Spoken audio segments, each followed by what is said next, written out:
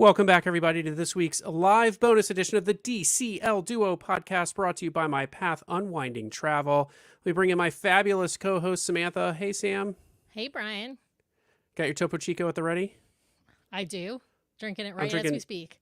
Drinking a little Fiji water tonight, apparently. Thank you, Sam, for running downstairs to grab that for me before we got the show going. Let's bring in our guests as well. Sam, you want to intro our fabulous guests? Yes, I'm super excited. We've had these guests on our show before on the regular show, but this is obviously their first time on our live show. They have their own YouTube channel. They are Krause Mouse Adventures. So welcome to the show, Alan and Rachel. Hey, guys. Hi, Sam. Great Hi, to be with Brian. you. Nice to see you again. Yeah. Nice to see you too as well. See you too. Yeah. But before we dive into tonight's show, we wanted to give everyone out there a heads up on a special opportunity to book a Disney cruise at a pretty big discount. So our show sponsor, My Path Unwinding Travel, is doing a private sale on a cruise that they have booked. It's on the Disney Magic from July 15th to July 20th, so a 5-night. It is going to Lighthouse Point, so you could be some of the early folks headed to Lighthouse Point. It is going to be a group cruise with several planned Disney panelists. And right now you can book it at a pretty big discount. I think Karen has said online that there are ocean view rooms going for the prices of inside stateroom cabins. There's still some concierge rooms that are about $2,000 less than the published price. And she's got some veranda rooms lower than the currently published price. So if you've been waiting to book your summer vacation, you couldn't get on board with us, the DCL Duo, for our group cruise headed to Lighthouse Point. It's a great option. Reach out to My Path Unwinding Travel. You can head to mypathunwindingtravel.com/DCL Duo, and they'll let them know that we sent you. But reach out to them if you're interested. Again, pretty big savings on this Disney Magic cruise to Lighthouse Point, July 15th to 20th. So yes, be and sure it's to check that out. Exclusively through My Path Unwinding Travel. So it's not a savings you can get through another agency or booking direct on your own, because it is a group cruise. Yeah. That's right. Well, Sam, we've been delinquent. We used to use these shows way back in the day. They were like news shows for us, and we have been super delinquent in talking Disney Cruise Line news and have a bit of a backlog. But we are going to try to address that backlog tonight. I wanted to start off with a big thank you. It's not Disney Cruise Line news, but it's news for our show that we came in number 8 on a list of top 100 Disney podcasts. And so really just not to toot our own horn, but to thank all of our listeners out there. That is not possible. Thank you. Thanks. Thank you. Not possible without all of you. We're number 8. And that ain't bad. And that ain't bad. That ain't bad. That's right. So, also, in big news for us, we put out our 400th episode last week, at the end of last week. So that is episode 400 in the bag. It came kind of as a surprise to us that it was number 400 already. We got season 5 of the podcast starting later this month, if you can believe it. So, Sam, we were supposed to do about 20 shows and then quit, right? So that's right. I actually thought maybe less than 20, because back then we were only doing one show a week. So I thought maybe we'd get to 8 episodes or something like that. Oh, we got a great comment on YouTube from Linda saying, "You guys are number 1 in my book." Thank you, Linda. You're just so like my sweet. favorite duck. Just like my favorite duck. All right, well, let's hit up. What we're going to do is just run through some Disney news really fast. I'm going to stop at a couple of these news items to give everyone a chance to comment and on the panel here or our guests here. But several of them I'm just going to race right through. Going forward, again, you can count on us being live every Monday evening, 5:30 p.m. Pacific, 8:30 p.m. Eastern. But going forward, the top of the show, we're going to try to hit some Disney Cruise Line news items as we have them available. So first up, Dress to Impress. This is a couple weeks old now, or a few weeks old now, but Palo Brunch, and I believe, is it just Palo Steakhouse Brunch and Palo Brunch have altered their dress code to allow people to wear shorts. Yeah. So I'm going to pause. I'm going to pause here. I want to know what Alan thinks of this as a man. I want to know. I what men think of this. Yes, I'm totally in favor of this. I love this idea. I'm not a formal wear person, so I'm very excited to be able to wear nice shorts in Palo Brunch. But how would you feel for the dinner? The dinner, yeah, it's still nicer to get a little fancier for dinner time in the evening. So I'd be on the fence about that, but definitely 100% for wearing shorts at brunch. Yeah, right. I hope they don't change dinner. I like people to be I'm not a suit and tie person when it comes to dining at these restaurants, but I do like people to at least, maybe put on some slacks and some nice shoes for dinner. So Yeah. let's hope they don't change the dinner attire. Nothing in here, by the way, about Remy or Enchanté. Dress code remains the same for them. Hmm. And also Palo dinner, nothing has changed. So I want to say I don't care that much about it, but I am not necessarily looking forward to seeing more men's legs. Let's just put that there. all right, well, there you have it. Sam's not interested in seeing your legs. All right. You must like those like meta avatars they have, Sam, that are just disembodied people with no legs. But the good news is you don't really see their legs if they're dining, right? So you'll see Right. with There you stuff. So Good point, Rachel. I love that. Stay seated, guys. Good point. All right, next up on the list, the Haunted Mansion Parlor. They had an announcement that they are going to have a bust in the Haunted Mansion Parlor honoring Disney legend Rolly Crump, who was a key designer of the Haunted Mansion itself. And so nice to see them honoring him in that way. Will be great to see the bust and all of the other sort of decorations in the Haunted Mansion Parlor when it's finally out and ready. So looking forward to seeing that. They recently put a one of the Candlemen or Wax Men. It's one of Raleigh's original designs in the Haunted Mansion. It's just a little part. If you're careful, you can see it, but it's one of his original designs, like a melting candle guy. That's pretty cool. Oh, that's I was gonna say- cool. I was gonna say the bus is face not- is melting there. Yeah, this looks like something out of a Terminator movie, but congratulations, it's- Rolly. It's a nice nod, right? It is. Disney does a good job in doing those kinds of things. It is. All right, well, there was a little bit of a dust up last week about beer mugs being completely sold out. So for those of you who don't know, Disney Cruise Line doesn't really do drink packages. They do some wine packages once you get on board. They do some things with like, buy a cooler, get, 6 hard seltzers for the price of 5 or something along those lines. But one of the other things they did is they do these beer mugs that are supposed to be slightly larger than a regular beer. You get a few extra ounces of beer with each mug.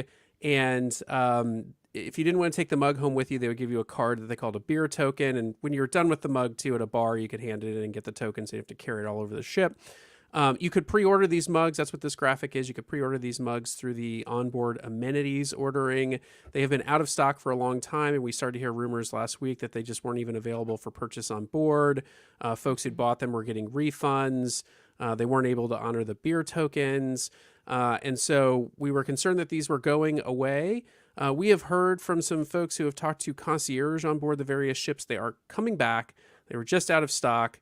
Fret no longer. The beer mug should return. So if you start to see them back on the ship, we'd love to hear confirmation of that. But I love the beer mug, so happy it's coming back. I've got a really nice version off the Wish that they made for the Maiden Voyage. I'm hoping they do the same for the Treasure, so I can collect that mug too. But they are coming back, it sounds like. All right, this is a good one. So Disney's Disney Treasure is the first ship in the fleet to get its own theme song. It is a nice song, I think. I'm going to turn it over to Sam to talk about this. It is a nice song, but it was written by and performed by Jordan Sparks, singing the anthem for Disney Cruise Line's newest ship. The name of the song, Sam, do you remember the name of the song? Because I've got it here if you don't. I don't know. It's something Live- adventure.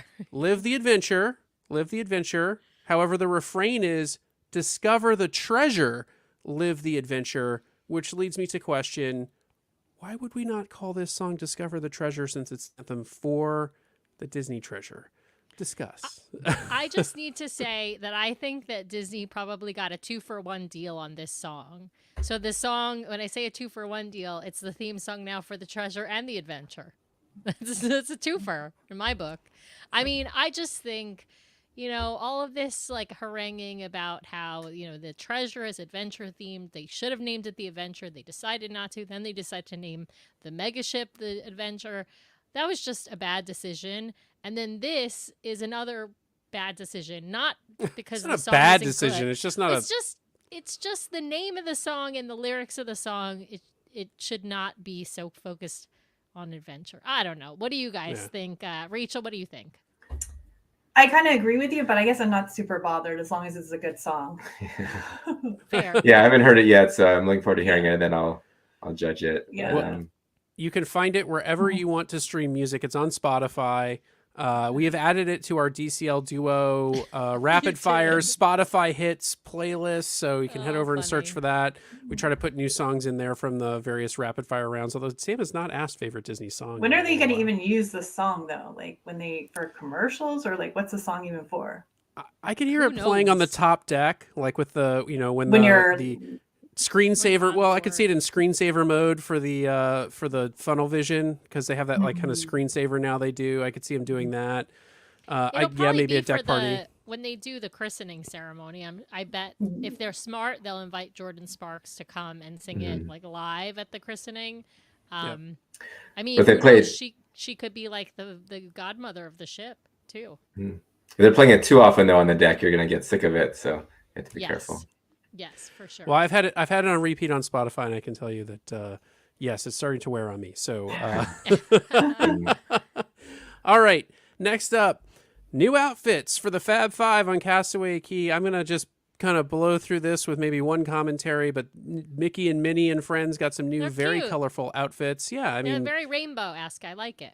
very colorful. These ones are very 70s. They give me 70s vibes. Yeah, Da- Donald's got the Daisy and swim Donald, yeah. swim shirt on. He doesn't. He's got the rash guard. He doesn't want to get sunburned. Here's the whole gang Goofy. together with their outfits, very colorful. But these are the saddest outfits of all. It is Chip and Dale, and someone pointed out this is Chip and Dale dressed like Kid and Play from House the Party. House Party movies.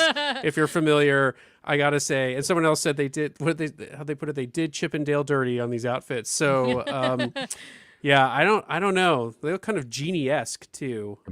With the I don't know if those are The life pants. preservers that they're wearing or No, what, but- they're swim trunks, but because of the way that the shape of the costume. No, they're very I think puffed Chips out. looks like a life vest on him. Oh, on Yeah. the vest. Yeah. Oh, I thought Yeah. you were talking Yeah. about the bottom. So Yeah. you're right. You're Yeah. right. Chip definitely has a life vest as his vest. Yeah. But he's also rocking like an Indiana Jones kind of sash there. I don't know. Anyway, It looks like it's a net. It looks like it's like a swimming, like a fish net, right? To Too much catch going fish. on. Yeah, Yeah. it'll take me some time to get used to it. It's kind of a little out there. It's a little out there. Agreed. All right. Well, those are the new outfits on Castaway Key. Other big news this week. We're getting into this week now. Marvel Day at Sea is back. It has been Woohoo. confirmed on select. I have to keep saying select 5-night sailings aboard the Disney Dream out of Fort Lauderdale, starting embarking January 27th through May 15th, I believe it is, or March 15th, May 15th, March 15th, I think. It's March 8 sailings. 15th. Yeah, March 15th. Yeah. So Marvel Day at Sea is back. Pretty excited for that. Sam was having me research cruises the other day while we were recording with a guest on their Marvel Day at Sea experience. So pretty excited. It's was. back. Wildcard question mark, Pixar Day at Sea. No announcements there. It was silent. They only announced Marvel Day at Sea. It's leading a lot of folks to say that Pixar Day at Sea is at least on hiatus. I don't think they would cancel it at this point because it seemed pretty popular and they made some pretty big investments in shows and all that sort of stuff. So I'm going to guess that if it's not announced for 2025, it's just on pause. That's my hope. But Yeah. Star Wars Day at Sea is no more, so who knows? Who knows? I wonder if they're just trying to figure out like what ship it's going to go on, because the Fantasy is not going to be doing the 7-night itineraries and the Treasure is, but they don't need Pixar Day at Sea on the Treasure because it's the brand new ship, right? So I think it might just be, there might be a gap just because of that, and then maybe they'll bring it back in 26. But this is total speculation. I have no inside info on that. But yeah, I would think if it's coming back, it's certainly not going to be on the Treasure. If it's coming back, Utkarsh thinks it's coming back. I hope you're right. But if it's coming back, I just don't know which ship it's going to be on. Because it's certainly not going to be on the Wish or the Treasure. That would be my Karen's asking in the comments, prediction. is it going to Australia? That's interesting because they did do some of the Marvel stuff in Australia, right? So maybe they'll do Pixar in Australia. That would be great. They certainly could. They didn't promise Pixar Day or Marvel Day at Sea on the Australian sailings, and then they did it on a lot of them. So it could be that they do something like that. But I don't know. Now that they've put Marvel stuff onto the Wonder, I feel like it would just be easier for them to keep doing that. So I'm not sure. Well, yeah, we will wait and see what happens. Let's get to our last news item so we can get to our topic for the night. Yeah, so, sorry. We keep talking about all this other stuff. Actually, we've got one more news item and then the last news item, I believe. So also announced, I think earlier this week, late last week, was new treasure merch.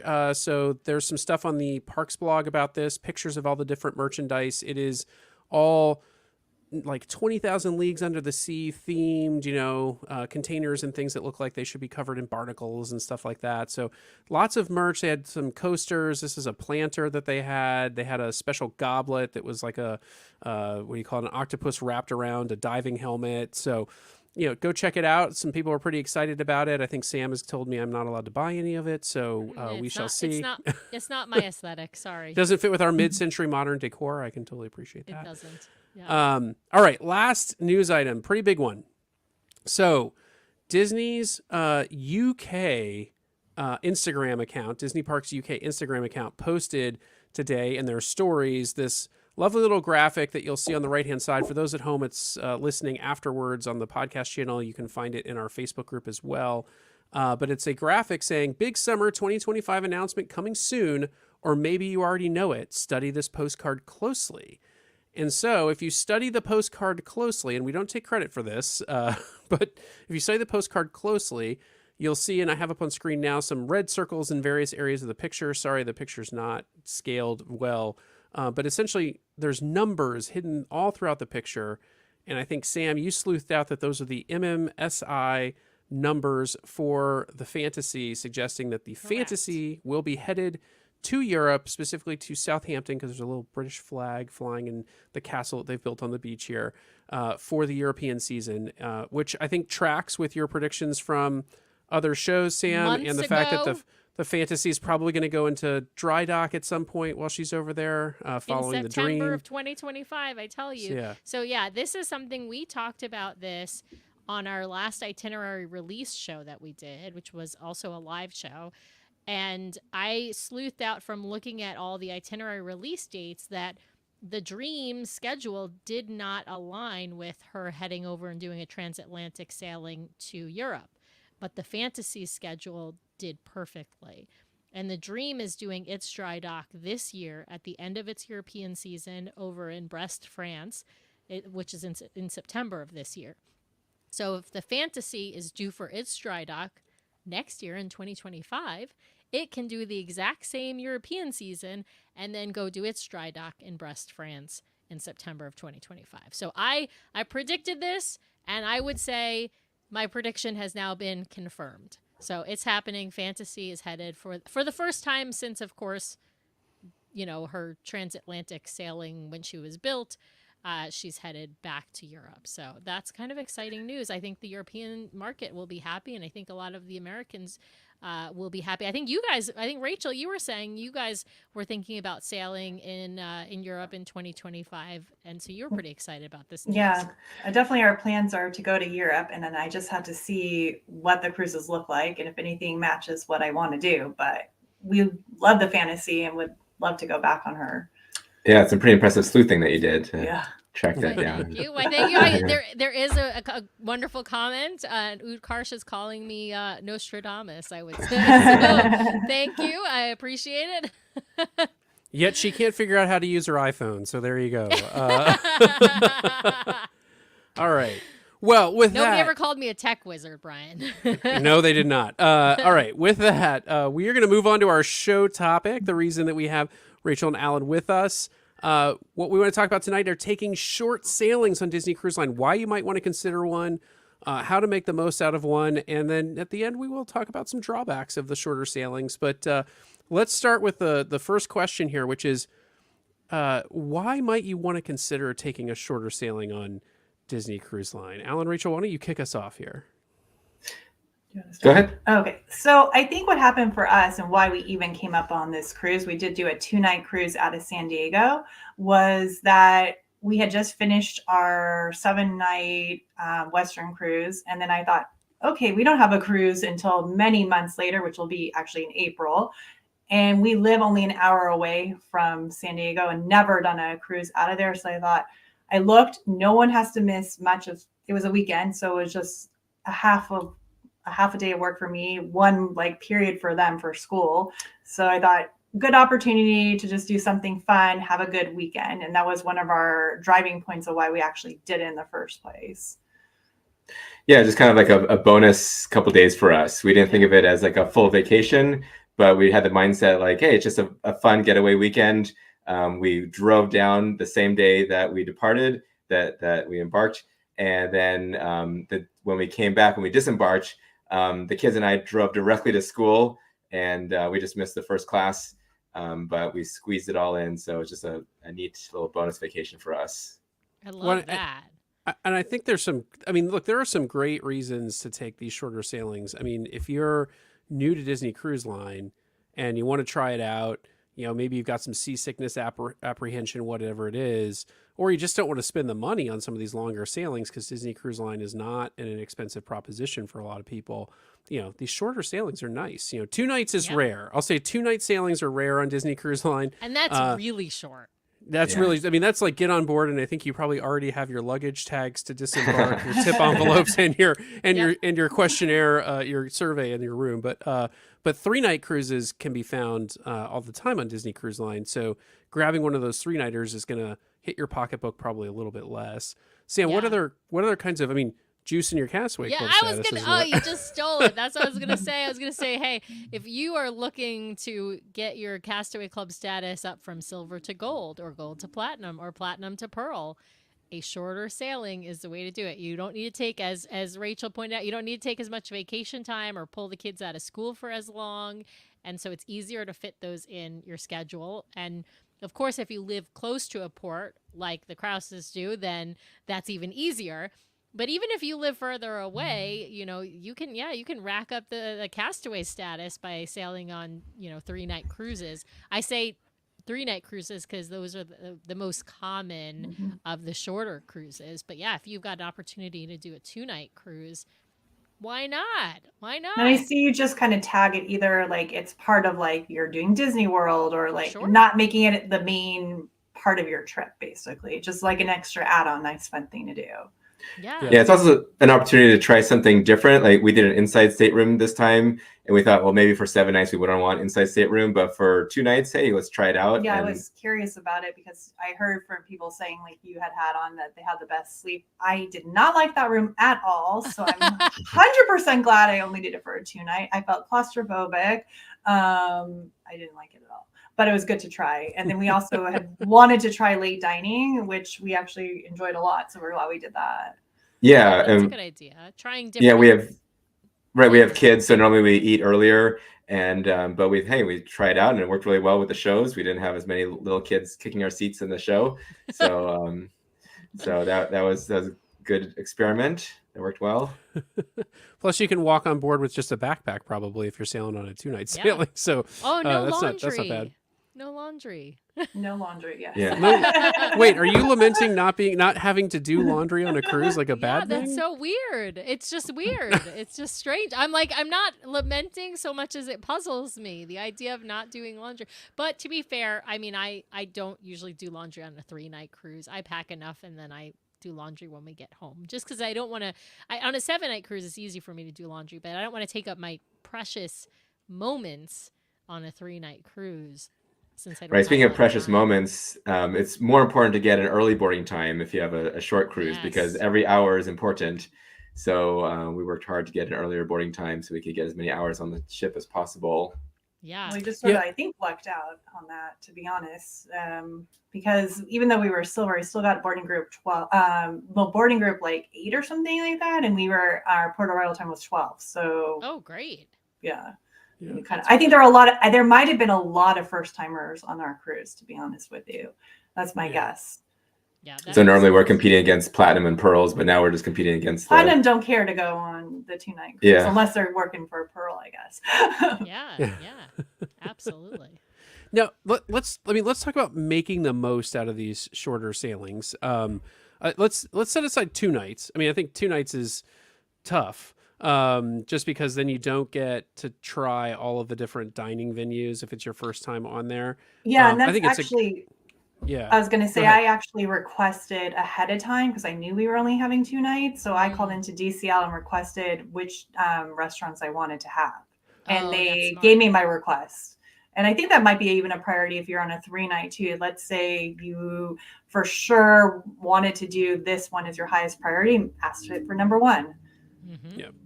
Yeah. That's a great idea. What? That's a So really good idea. which ship did you do the 2-night on? This would be Magic. the Magic, yeah, The the San Magic? Diego, Brian. Yeah. Yeah. So you obviously requested Rapunzel's. Yes. Yeah, and animators, because I love that. Animators. Yes. Of course, Yeah. you requested Okay. Rapunzel's and Oh, yeah. animators. You wouldn't Yeah. request Tritons. And yeah. Sorry, we- Tritons or Lumieres. Lumieres, yeah. Uh-huh. Yeah. Yeah. Right, and I love that animator show more than the fantasy of the whole phantasmic stuff going on, and like black and white to color is really cool. Yeah. I love that. Yeah. I love that.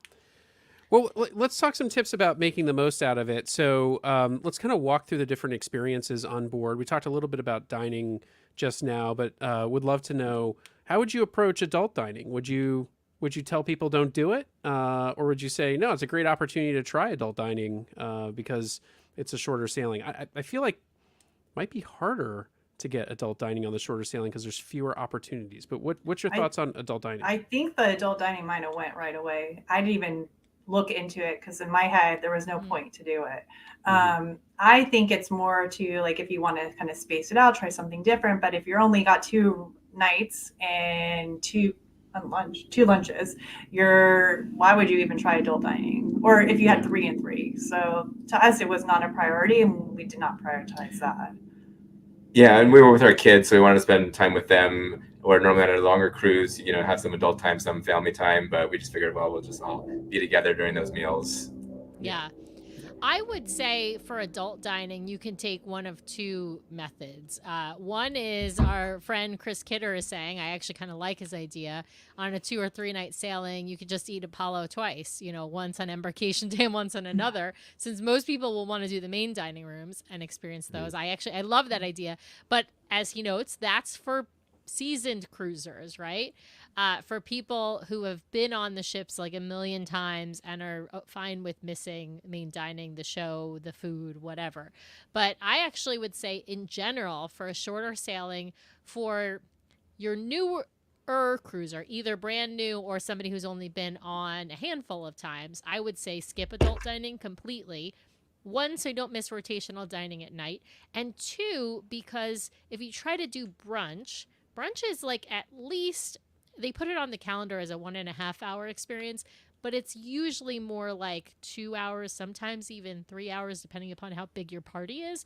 And so that takes up a very large chunk of your day, whether you're at Apollo or Remy or Enchante, it's even longer. So I would definitely say, as much as I love Apollo brunch, on a shorter sailing, if you're a new-ish cruiser, a new-ish DCL cruiser, I should say, skip brunch and, experience the ship. There's so much to do on board. So yeah, but to the earlier point about trying new things, it might just be an opportunity for you to like get in there. Like, I feel like on a shorter sailing, and maybe we should talk about this. I feel like on a shorter sailing, the pre-booking process is going to be pretty light because, you're not going to want to, I don't know if you're going to want to book a shore excursion at all because you're going to maybe want to stay on the ship that you paid a lot of money to be on. And so maybe it's just an opportunity to be like, I'm going to prioritize getting that one dinner that I've never had before. I'm just going to go straight there and get it, as opposed to, I've got 15 other things and adult dining is kind of at the bottom of the list and now I can't get it kind of thing. Right. So I think there could be an argument for, go ahead and grab an adult dining and see, give it a try if you haven't tried it before. It's not the worst thing in the world to do. Speaking of like the activities, I would we all agree on like a 3-night sailing, we probably would not book a shore excursion? Yes.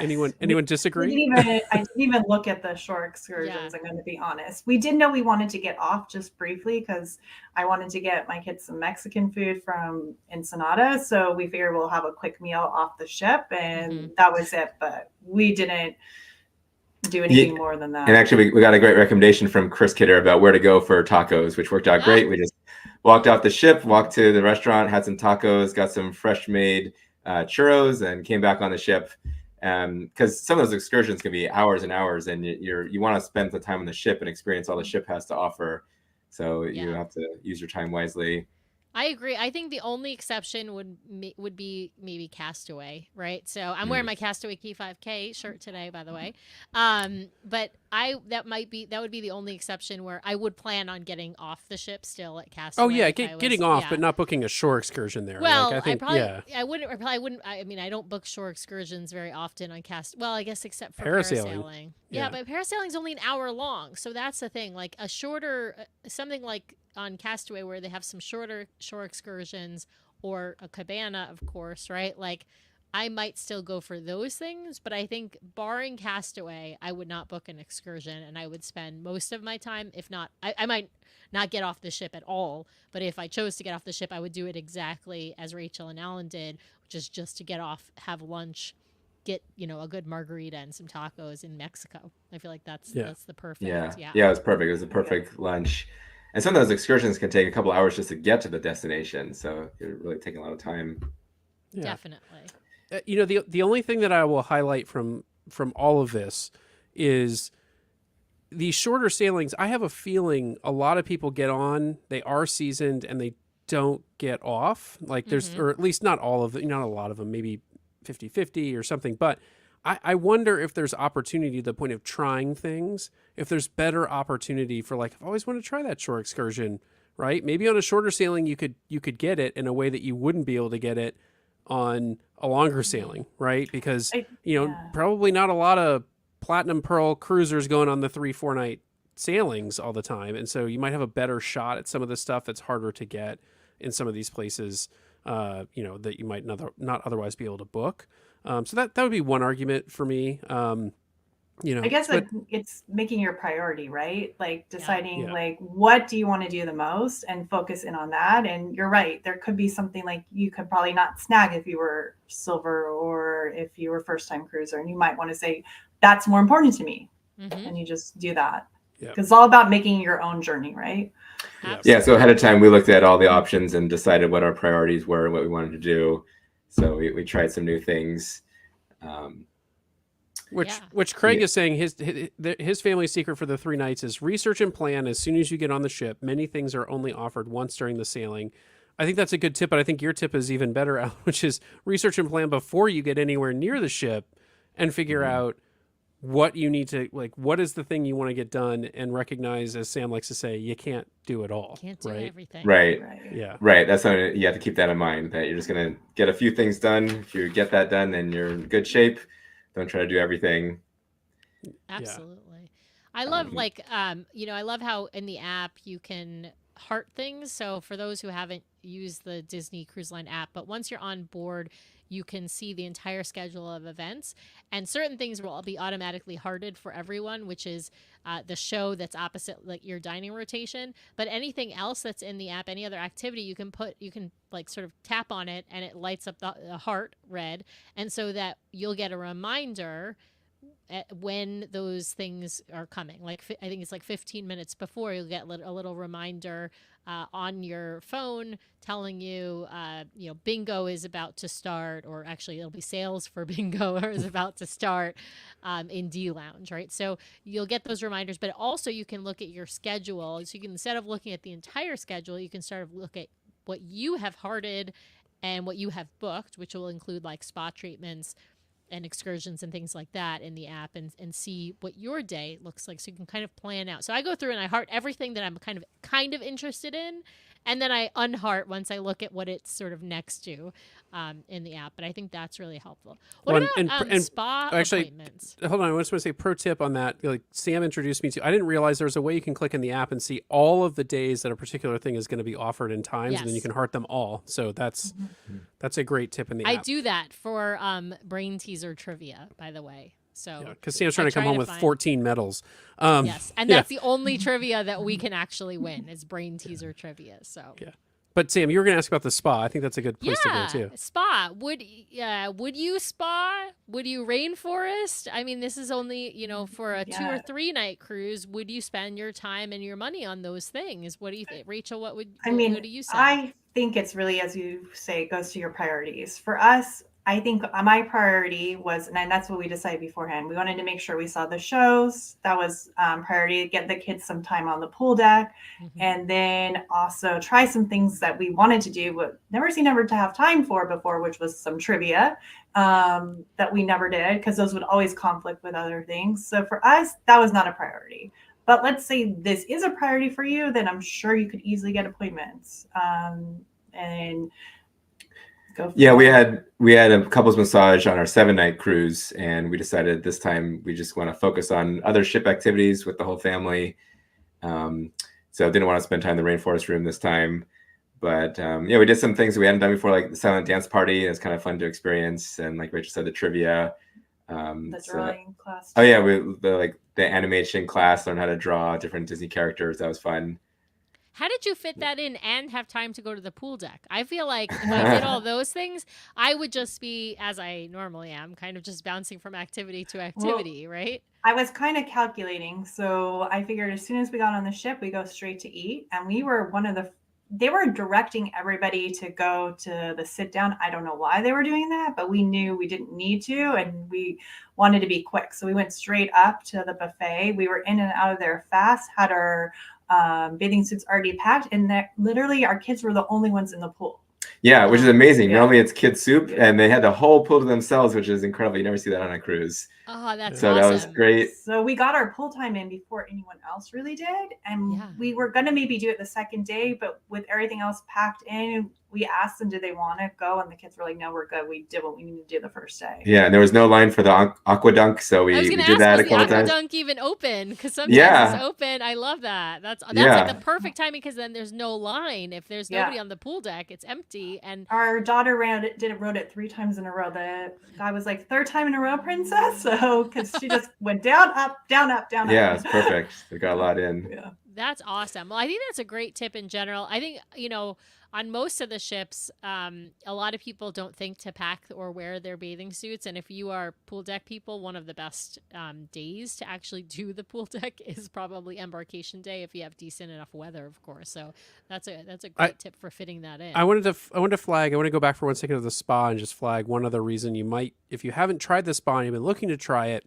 True. One thing that you might want to do is on these shorter sailings, if there's a port day, you get spa discounts on port days. So it's an opportunity if you're like, well, I'm on a shorter sailing, so I'm not going to get off the ship anyway. Go leverage the spa discount on a port day. You can get treatments really early in the morning too, and so it doesn't really like completely destroy your entire day. And they price the rainforest room based on the length of your sailing too. So if it's something you wanted to try but didn't want to pay, for the length of cruise pass, because that's now really mostly what they're trying to sell you. It's really hard to get a day of pass. So you could, or single day pass. You could try that as well. All right, so we got one listener who's saying cheers to your Topo Chico. So just putting that out there for you. Thank you, JD. Cheers. And we had some adult time too. We got in the adult jacuzzi. It was just the 2 of us, and spent some time at the Cove Cafe. So that was nice. So we try to mix it up a little bit. Oh yeah, we also did the what do they call that? The Art of the Theme ship tour. Oh yeah. Well. Oh yeah. Oh, you did. Yeah. Oh, that's a great idea to do. I feel like the good thing about, well, if you're doing all of these activities, you can kind of bounce from one activity to another, right? And so that's a perfect one to do. I love the Art of the Theme ship tour. So I love this comment because it's bringing up for me another plus of these, or a pro for these, which is if you've got kids and you've been waiting for a way to like get in a little adults vacation weekend, but you can't ask grandma and grandpa to watch them for a whole week. Watching them for 3 nights might be doable, and you can kind of get away and go do a really short cruise, leave the kids behind and have a little adults weekend. I kind of like that idea. Sam, what do you think? I love it. I absolutely love it. But I love an adult-only cruise. So, I mean, I love Nathan too, but I love an adult-only cruise. Sorry, Nathan. And Matthew, I just wanted to comment that they do sometimes do Palo Brunch on Nassau Day in port. That's the only day they do it in port is Nassau Day. So, and it's not every time they go to Nassau. It's only on cruises that don't have a sea day, right? So if there's a cruise, like a 3-night cruise that goes to Castaway and Nassau, doesn't have a sea day. So the Apollo Day is your sea day, basically. And last comment I want to throw up here, just to actually directly talk to Craig for a second. please put down the phone and go enjoy your cruise and stop watching us. You can listen to it later. You are on a Disney ship. Talk about things I would not do on a a Disney Cruise Line sailing. It would be watch Sam and Brian. So there you go. Wi-Fi Glad to hear the quality Wi-Fi is this working week. though. Yeah. He's watching us live on the Wi-Fi. Hi, Craig. Anyway, that's hilarious. All right, what other tips do we have for making the most out of the sailings? Like we've talked about prioritize, pick the things you really want to do, try new things. What are we missing, Alan, Rachel? Yeah, I think we got it. Did you have something else? No, I think that's. Yeah, we really hit everything. I think your point about trying a new stateroom is a great one, though. I know you mentioned it at the beginning of, but I think it's at the other end of that, Sam, trying concierge. Yeah, I mean, there's a lot two less schools money. Of thought, right? But there's a lot less money on the line on a 2 or 3 night sailing to try concierge than there is on a 7 night sailing. So, if you've been thinking like, I just want to see what the experience is like doing it on a shorter sailing, I mean, you're not saving money in any sense of the word, except that you're not paying as much for a 7 night sailing. But some people that's a good way to try out. Do you think you'd get the real? Do you think you'd really get the real benefits of concierge though on a 3 night sailing? I would feel like they really wouldn't know you. You wouldn't get all the special treatment.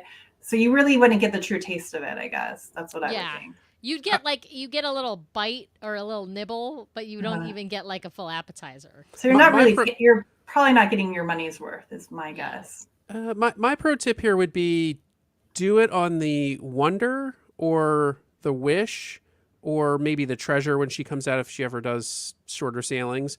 Do it on one of those ships because the lounge itself on both of those ships I think is well worth kind of some of the expense that's involved. And the other thing you would be able to try and still get some benefit from is the shoreside support before the cruise. So if there were some items that were like, I got to get this, like I'm really wanting to do this, you'd still get that. Recognizing there'll probably be fewer of those if you're a seasoned cruiser, but I just think it's good to try on both. Good to try on the different stateroom, but if you've been sort of thinking about concierge but don't want to spend the 7 night price, you might get something out of it on a 3 night sailing or a 4 night sailing. I think I'm more in Rachel's camp on this one. I think I'd be more likely to try an inside stateroom on a 2 or 3 night sailing, and I would definitely not book one on a 7 night sail. I've never sailed an inside cabin, so I might love it. I have no idea, but I would be hesitant to book it for a 7 night sailing without having done it first on a shorter sailing. This is unreal to me. Mind blowing. This is unreal to me, Chris. You got to read it out loud. Yeah, I will. So real example: 3 night Disney Magic from San Diego, April 18th to 21st, which might be spring break for some. 4 people, $3,600 in an ocean view. Meanwhile, 3 nights in the Grand Cal and 3-day Disneyland tickets with no meals included, $4,300. So Disney Cruise Line vacation where the meals are included is going to clock in, I would guess, price of food for 4 people at least $1,000 less than the comparable Disneyland. Yeah, that's true. So, that's a great example. Thanks for sharing, Chris. That's a fantastic example. Yeah. So it's I mean that's a great reason to try a shorter Disney cruise. Absolutely. People think that the cost is high, but it's actually when you look at it that way, it works out well. Yeah. Craig has infected other listeners. Linda's trying to figure out how she's going to watch the live next month while she's on the cruise. Stop it. Go on vacation. I love this other comment, though. You got to pull up this comment from Daniel. Short cruises are a great way to check off the ship off the Fab Five. That's true. Yes. That's true. If you are trying to, you want to get all 5 ships, soon to be 6, the Big Hero 6. That's what we're calling it. I don't know if it'll take, but we're calling it the Big Hero 6. But if you want to get all 5 ships checked off your list, and you don't have the time in your vacation schedule or the money or whatever to do a longer cruise, that is a great, great idea. I love that. Well, we've talked lots of pros. Let's talk some cons, because I think when people ask us how long of a Disney cruise should we take, my typical answer is know your family, know what they want to do, know if you've got seasickness and that's a real thing for you and you want to test it out, You keep then a saying shorter no. sailing. I'm going to say no less than 4 nights. No, well, yes, yeah. So like our I typical, know but you're our using the typical, word KNOW. I'm using the word yeah, NO. but our typical advice is get on board for as long as you can reasonably Yes. afford, right? Yes, So, exactly. recommend a week because there's so much to do, including the port stops, all of that sort of stuff. So, what are some of the drawbacks? Why do we recommend that? Sam, you want to start, and then we'll send Yeah. it down to I'm send it gonna over to start- Alan and Rachel. I'm going to start, and I know who Facebook user is for this comment. It says, the longest cruise is the best cruise. Thank you, Tracy, 100%. And she also says 4 nights has to be the least. And I think, in general, a shorter cruise is just too short. I'm not saying I won't do it. I will absolutely do it. But it's like, by the time I'm relaxed enough to feel like I'm on vacation, guess what? It's disembarkation day. So that's my main reason. Feel free to come back to me. I got more reasons, but I'm going to throw it to Alan for his reason why maybe not to sail a shorter cruise. Yeah, well, if this is your first Disney cruise, I would say 2 nights is not good. Don't even do it because you don't get the full experience. You're not engaged and relaxed. And I mean, for us, it was just down to San Diego, just a quick drive, just a bonus weekend. We'd already been on the Magic. We're going to do the Magic again. So it wasn't like our one and done kind of situation. Yeah, but I felt kind of bad for the people who are cruising the first time with DCL that they just get 2 nights and they don't really get the feel of it. But then one thing is, I don't know if they know what they're missing. Like we kind of know what we're missing because just in the dining room, they didn't get to know you. It took forever. I was actually fairly disappointed in the quality of service. Like they didn't do basic things like make a Mickey ketchup, like pour the ranch on their salad. Yeah, or cut the steak for the kids. Yeah. So the service was quite bad. I don't know if that was just because they were so rushed, like they had embarkation, debarkation. Like I think they were stressed out, the crew. So you're not getting that, as you said, the true like vacation kind of feel. And so if you want that true vacation feel, you probably do need at least 4 nights. We are going to do another 3 night because we want to do the Wish, and it's like what works out with our schedule. So that is to the point of if you want to check off the box on your list. And but otherwise, I think for us, it's pretty much 7-night cruises because that seems to be our sweet spot. Yeah, and even though we prepped the kids, it was still sad getting off. Like, oh, this is our last night. But I don't think they were as sad as they knew. They kind of came to terms like, okay, this was bonus fun weekend. So right. Let me throw this out to our viewers here while we keep talking, which is just, I want to know in the comments, what's the shortest Disney cruise you'd be willing to take? Yeah. Because 2 nights, I think, is the shortest I've ever seen offered. They did almost offer one during the pandemic. They had one in Vancouver that was literally like a 1 night. No, it was 2 nights. It was 2 Was it nights. 2 nights? It was either Seattle to Vancouver or Vancouver to Seattle. I can't remember which, but it was a one-way, and it was because there was some kind of like gap in the schedule. This was it never actually happened. It was when they thought they were going to be allowed to, or they thought Canada was going to open up for Alaska sailings, but the CDC was only allowing sailings under 5 days or something. And so they changed itineraries. We were actually booked on this 2-night sailing because when it popped up, we were like, we need to do it because it was, like I said, either Seattle to Vancouver, Vancouver to Seattle.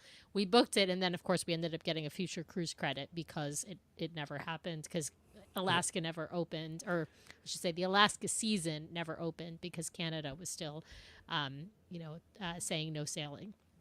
So, Brian, other reasons why you wouldn't sail, I would say. This is my main reason for the short sailings is like it feels like you're unpacking to pack, right? I mean, like I think 4 nights is okay. I think really less than 4 nights is to me is the issue, right? But like I think you don't get to know. Rachel made the point you don't get to know your serving team. Alan made the point your serving team maybe doesn't even engage in this as much effort to get to know you and to give you good service because they're stressed from the really quick turnover of guests. I think you don't get to do as much on board. You might not have all the shows in the main stage theater, which is huge for me. I want to see all the ships have 3 shows. I want to see all 3 shows usually. I'll occasionally skip certain ones. Those of you who listen to our show a lot know which ones those are. Old Man and the Flower. But it's so there's certain things I don't want to miss, and that's just hard with packing in a 3-night or an even or 2-night cruise. Somebody was asking, what do we think about a 5-night Well, I was gonna, cruise? let me put up some of these comments so we can get a sense of where people are landing. I think the consensus from people watching is 4-night. We got a 4-night vote here. 4 nights from Daniel Lee. Got 4-night. Yeah. Yep, 4-night there. JD saying 4 nights because 3 nights feels too rushed.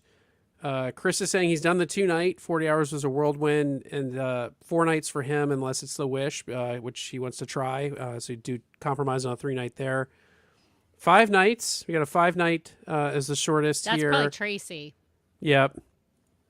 And we've got 4 nights if I'm paying for it and I'm not within driving distance. 3 nights if it's part of a back-to-back or someone else is paying for it. I mean, Edward, if someone else was I'll assuming, take a 1-night if somebody I'll else take is a 1 paying night if someone for else is paying for it.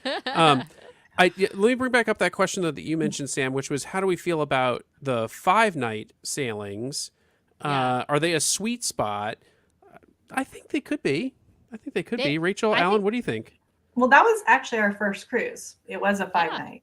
And I thought it was actually perfect. I had no complaints because we went through everything. Well, 3, we missed 1 restaurant for the second time. But I think it got us a good taste, and I didn't feel like it was too short.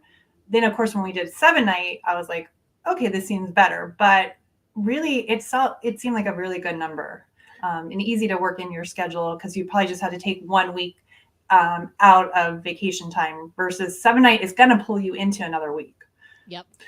Yeah, and even on the 2-night, we were able to see 2 shows, so that was nice. Just seeing those shows is a good experience. And if you, like Rachel said, if you tag it onto a parks trip, or if it's just a short drive, then it makes it a little nicer.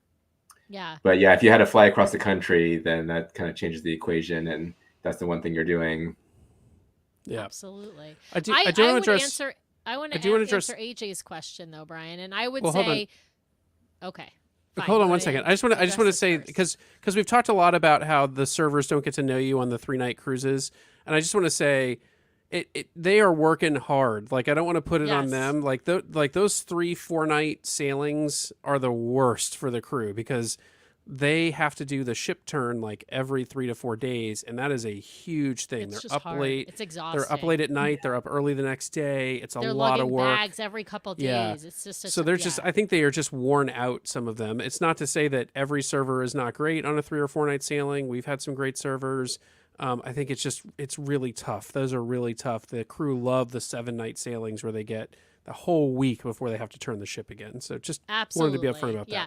that. And as this comment says, somebody had their best service they've ever had was a 4-night sailing on the Magic with a server named Aaron. So you absolutely can get great service on shorter cruises. It's just maybe a little less common, I would say. Yep. Yeah, and point being, we don't blame the servers for that. It's really just tough on all the crew. Yeah. Yep. And then I want to address AJ's question to say, I think a 5-night cruise is great.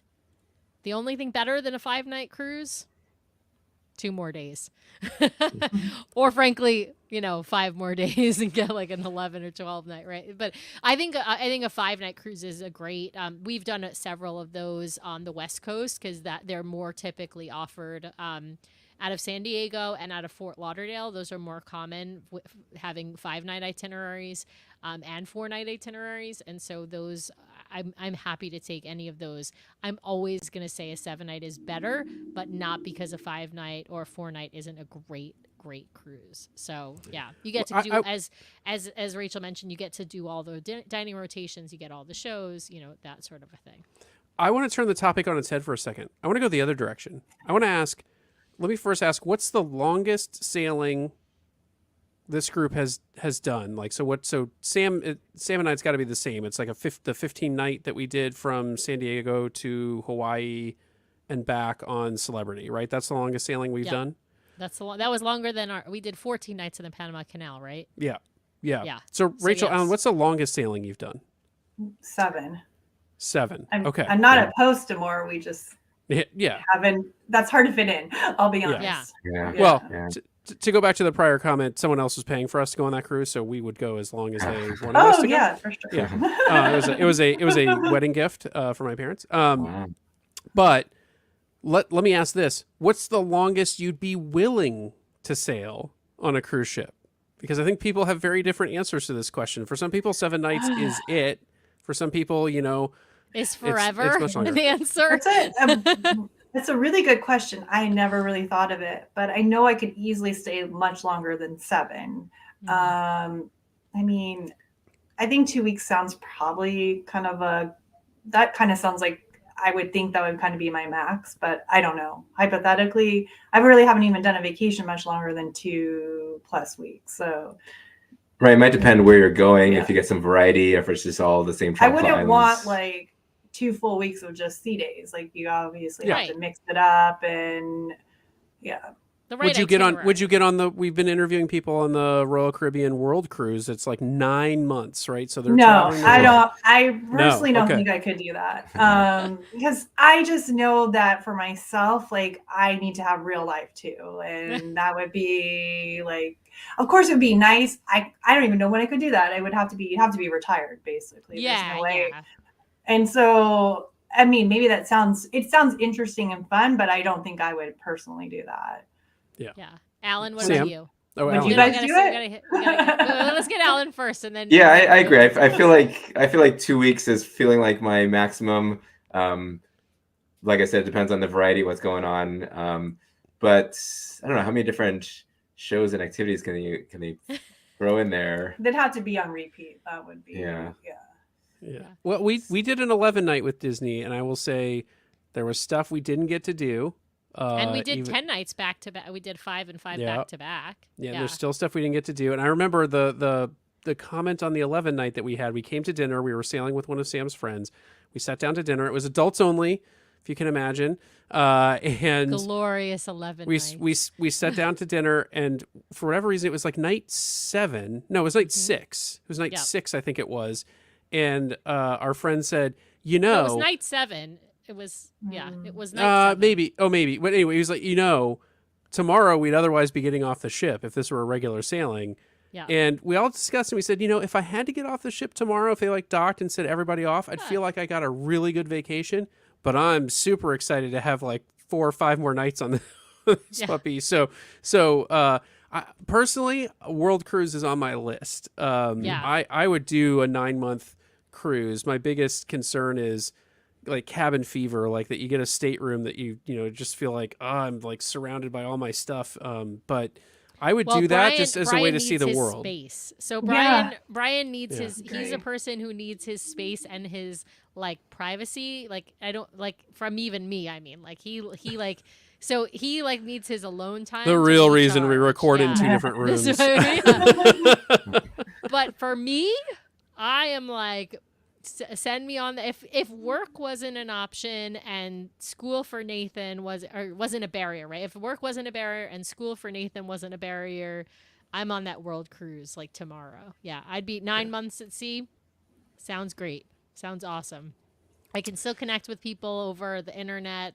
I'll make new friends. It'll be great. Yeah, I would love that. I'd be all about that. But it has to be a world cruise. It has, or a cruise where you're going lots of different places. Like I don't want to do. You wouldn't just be on repeat. No, I'm not on the Wish. Yeah, I'm not going on the Wish for 9 months. Like I would probably go nuts if I was on the Wish for 9 months. Like I'm sorry, I feel bad that the cast members who are on the Wish for 9 months because it's literally Groundhog Day every 3-4 days, right? So that I wouldn't want, but something where I would be going to different destinations. You wouldn't feel cramped in the room? No, because I wouldn't be in the room. I'd be sleeping in the room, and then I'd be like out, at port, or I would be out, doing trivia or singing karaoke or socializing with people, drinking coffee. Like I would not be hanging out in the room. Except when Brian would make me come back to do podcast recordings. So yeah, that's not it. So he would be able to have the room to himself. So we weren't in the room very much, but you felt it was like too just claustrophobic. even like we were barely in the room, more or less to sleep, but just in the room for that brief period of time, I did not like it. But that was because I need There's no window. I need windows. I realized I Yeah. really do Sunlight, need windows. yeah. And that's how I am even in work. Like I have an office that has like a window. Like if I had to not see windows, that would be very devastating. Yeah. So- well, they so do gr- say for your circadian rhythm, that's, really Yes. important. Yeah. Some great comments here I want to roll through. So one, we're getting validation on the Big Hero 6 being the next iteration. It'll be short-lived before we get to the Seven Dwarves, I think is our Yes, next Seven Dwarfs, next that's target. right. And after that, Disney has to stop building ships because I'm running out of numerical I know. like franchises that they have. Someone's saying 14 Nights was amazing, and honestly, they weren't ready to get off. Someone's agreeing with me here. Brian, World Cruise, heck yes. That's I right. want that World Cruise. I think Tracy's saying, how long can I sail? I've read articles now multiple times about retired couples who figured out that just doing constant back-to-back cruises is cheaper than the price of rent in some cities. So there you go. 21 days transatlantic to Northern Europe. Ooh, that would be Someone's great. commenting. And then this person saying, imagine visiting Nassau 90 times in 9 months. I think that's a special level of Dante's Hell for cruise enthusiasts. Thankfully, these world cruises do not stop at the same port over and over again, but thank God. And then somebody's saying the Cove Cafe bill would be crazy after 9 Yes. months. I will say, if you would. do get interested in world cruises, someone mentioned Holland America is doing one now. I think Princess does one occasionally. Royal's doing one right now. I expect that all these lines will offer them again in the future.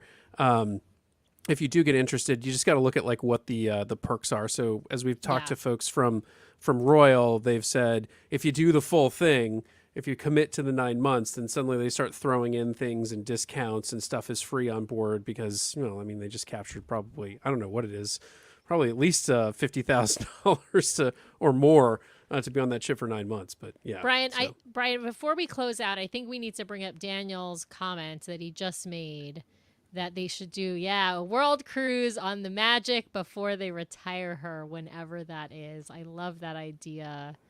I don't know that I'd be able to do it because of, school and work and all that stuff, but that's something I sure would try. I sure would try to fit that in. Well, we have reached. Oh, go ahead. I was going to say, you talked about how long the Magic's going to last. We were on it shortly after it was in dry dock, and our stateroom was definitely showing its age. Like the carpet was kind of scuffed up, and I don't know how well they really redid all the rooms, but I don't know how long it's going to last. Yeah.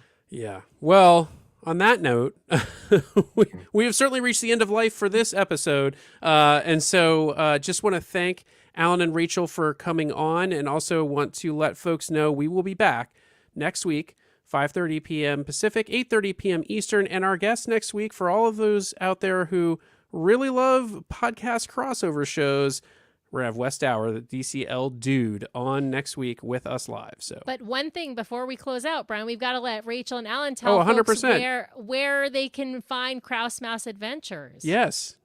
All right, we're on YouTube at Krause Mouse Adventures, and we're on all the other social things too, X and all those things. But most of our stuff is on YouTube. Awesome. And they cover Awesome. all of their Disney vacations or really fun videos. Definitely check them out on YouTube, you guys. All right. Thanks again. And we'll see everyone next time. Thanks so much. All Bye, right, guys. see you Thanks next for having week. us. Bye. Bye.